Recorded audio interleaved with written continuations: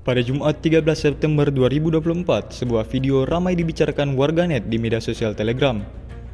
Dalam video tersebut menunjukkan momen penyerangan secara brutal terhadap lubang persembunyian Angkatan Bersenjata Ukraina. Peristiwa ini berlangsung di posisi Angkatan Bersenjata Ukraina di bagian utara Cherkasy Porekny, wilayah Kursk. Seperti tertulis dalam keterangan unggahan. Tahun ketiga invasi nyatanya belum menjadi tahun bagi militer Rusia dan militer Ukraina untuk bisa berdamai.